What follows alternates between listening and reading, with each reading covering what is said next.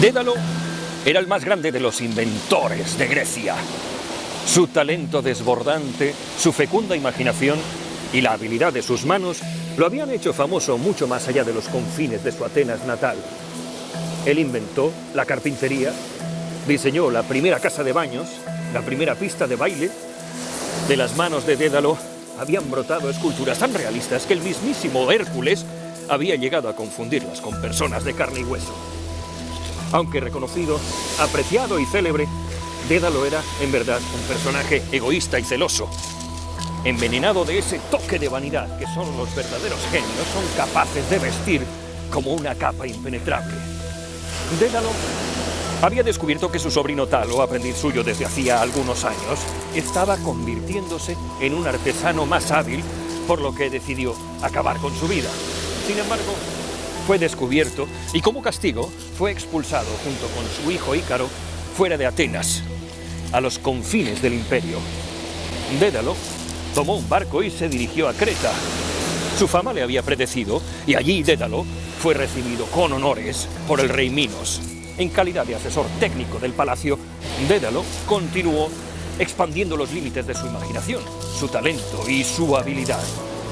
Para los hijos del rey Minos, fabricó autómatas mecánicos que parecían vivos. Para el rey, inventó el mástil de los barcos y la vela, de tal forma que su armada era temida en los 7 mares, dando a los hombres el control sobre las fuerzas de los vientos. Con cada creación, Dédalo desafiaba a los dioses, quienes comprobaban enfurecidos que poco a poco iba ganando espacio en destrezas y habilidades que hasta entonces solo ellos sabían disfrutar. Hasta que un día, Dédalo cruzó la frontera. La esposa del rey Minos, Pasífae, había sido maldecida por el dios Poseidón a caer enamorada del preciado toro del rey.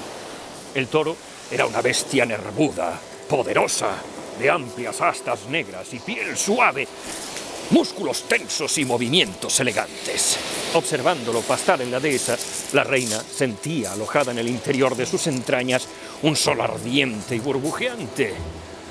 En sus noches oscuras la reina gozaba en su lecho real, imaginándose montada por aquella prodigiosa bestia. Poseída por el hechizo, Pasífae suplicó a Dédalo que la ayudara a seducir a aquel hermoso animal. Con su característica audacia, Dédalo, en secreto, accedió a ayudar a la reina. Desplegó pergaminos e hizo infinidad de dibujos a escala. Trabajó con buriles, sierras, cinceles y martillos y pulió y lijó sin descanso durante días y días, semanas y meses. Torreó madera de peral, esculpiendo la estatua de una vaca hueca en cuyo interior se ocultó Pasífae. La estatua fue depositada en la dehesa bajo la luz de la luna llena. Enardecido por la belleza ultraterrena de aquella estatua blanca, el toro enloqueció de lujuria y la montó con la fuerza de 1000 soles. Estando Pasífae agazapada a 4 patas en el interior de la vaca, con su fruncida flor asomando por un agujero entre las nalgas de la escultura. Dentro de la creación de Dédalo, sometida a los placeres de la carne, Pasífae gozó las embestidas salvajes del toro del rey Minos, su enorme verga desgarrándola por dentro con un placer indescriptible como hembra alguna ha sentido jamás.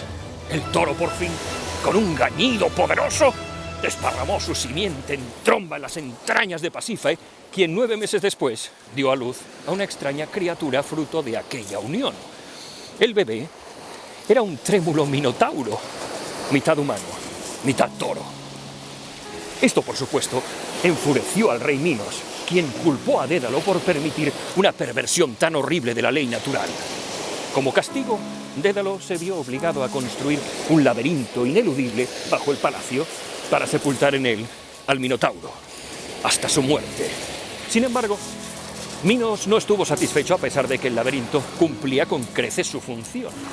Hasta el fin de sus días, el Minotauro vagaría sin rumbo en el interior de aquel laberinto, condenado a una vida de oscuridad y soledad eternas.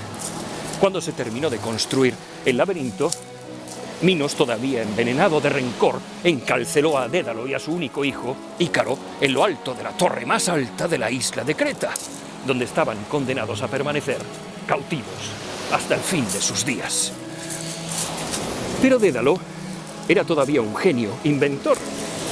Mientras observaba el vuelo de las aves que rodeaban su prisión rozando las nubes, los medios para escapar se hicieron evidentes. Él y su hijo Ícaro volarían lejos de su prisión, ya que solo las aves o los dioses podrían hacerlo. Y Dédalo ya había desafiado a los dioses y su poder en el pasado. Así, durante meses, Dédalo y su hijo Ícaro fueron guardando con enorme paciencia las plumas que se caían de las alas de las parvadas de pájaros que sobrevolaban la torre, y rasparon la cera de las velas que iluminaban sus interminables noches. Cuando hubo juntado suficiente material, Dédalo construyó 2 pares de alas gigantes, enlazó plumas entre sí asegurando las más grandes con hilo y las más pequeñas con cera, y le dio al conjunto la suave curvatura de las alas de un pájaro. Ícaro quería ayudarlo recogiendo plumas del suelo y tomando cera para trabajarlas con sus dedos, entorpeciendo sin querer la labor de su padre.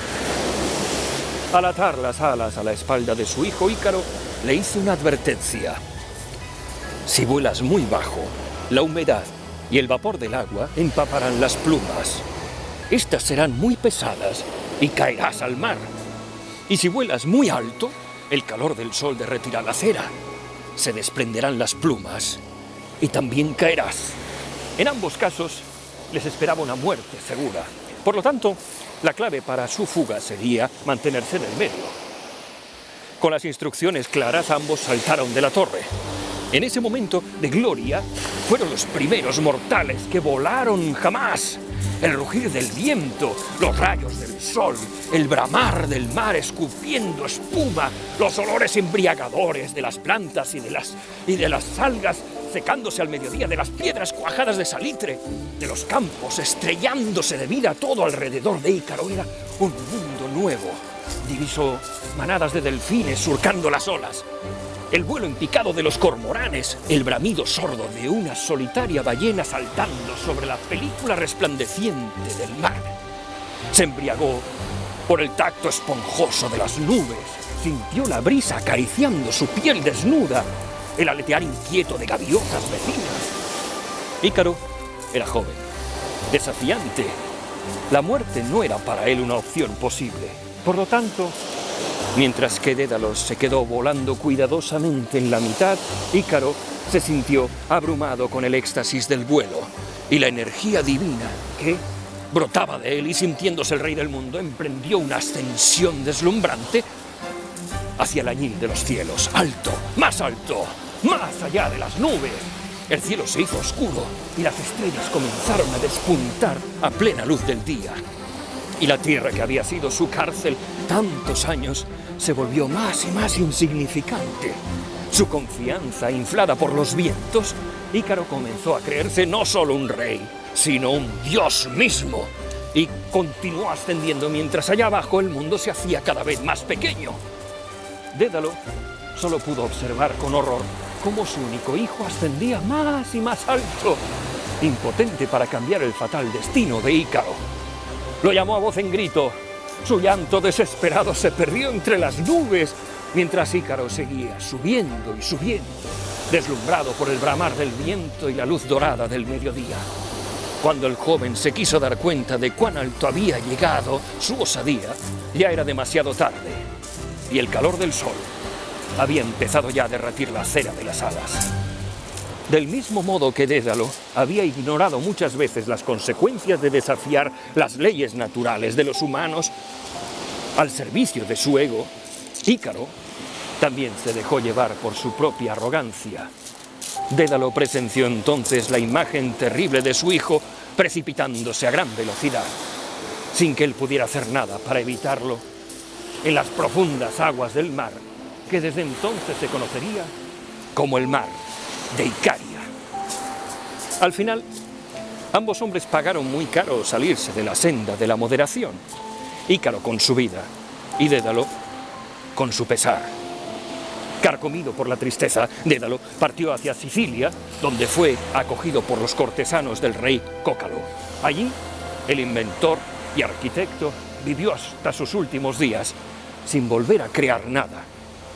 El recuerdo de su hijo cayendo en picado en las aguas del mar de Icaria lo atormentaba, y no queriendo ceder de nuevo su vanidad, decidió habitar de una manera más humilde hasta el fin de sus días.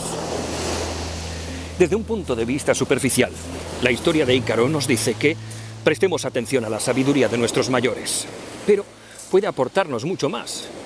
La historia nos dice que la vida es un regalo y que manteniendo el equilibrio nos puede asegurar un vuelo largo y lleno de experiencias y de placeres.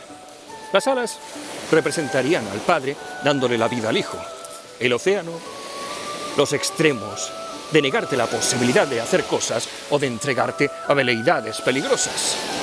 Volar en medio de ambos es la respuesta. La caída de Ícaro es un relato trágico sobre la cautela. Ícaro habla de la inconsistencia de la juventud y de las consecuencias que pudiera acarrear. Ícaro nos invita a mantener la cabeza fría y a huir de la gratificación instantánea, porque al fin y al cabo, el joven podría haber escuchado a su padre y una vez a salvo, podría haber experimentado el placer de volar muchas otras veces, pero fue incapaz de ver a largo plazo y se dejó llevar por el placer del riesgo que provoca la incertidumbre del aquí y del ahora. Ícaro y Dédalo también hablan de cómo al creernos dioses, porque un plan nos ha salido bien, olvidamos nuestra condición humana, deseamos volar por encima de los otros, la sociedad o aquel que nos ayudó y ayuda a crecer con un basamento profundo. Pero como el sol que calentaba a mediodía, el mismo mundo más tarde o más pronto se encargará de mostrarnos la realidad, colocarnos en el lugar que merecemos sin histrionismos que solo duran un breve lapso de tiempo. Finalmente, Ícaro nos ha enseñado algo que no por cruel no deja de ser menos cierto. Aquel lugar donde has crecido te dará las alas que buenamente pueda, con el material de que disponga y con instrucciones muy precisas sobre cómo seguir avanzando en la vida. Tus padres, tu escuela, tu entorno, los amigos que has tenido, aquello por lo que te has interesado, son las alas que finalmente habrás podido usar para emprender tu propio vuelo. Hay entornos tan humildes que solo habrán podido proporcionarte unas misérrimas alas de cera y de pluma de pájaro, y entornos tan ricos que te darán un cohete en la espalda y podrás llegar más cerca y más rápido al sol. Es tu obligación calcular correctamente la altura a la que puedes llegar para no quemarte. Tú, que como casi todo el mundo tienes alas de cera, de barro o de madera o de un plástico especialmente frágil, entiende que no hay por qué alcanzar el sol para ser feliz. Aprende a encontrar la felicidad plena donde tus alas puedan llevarte. El vuelo de Ícaro sobre el mar, bajo las nubes, ya le estaba proporcionando una felicidad infinita. Y siempre es mejor un vuelo rasante, aunque largo y lleno de satisfacciones, que el fogonazo de luz de un par de segundos con el que un cometa se estampa contra la atmósfera.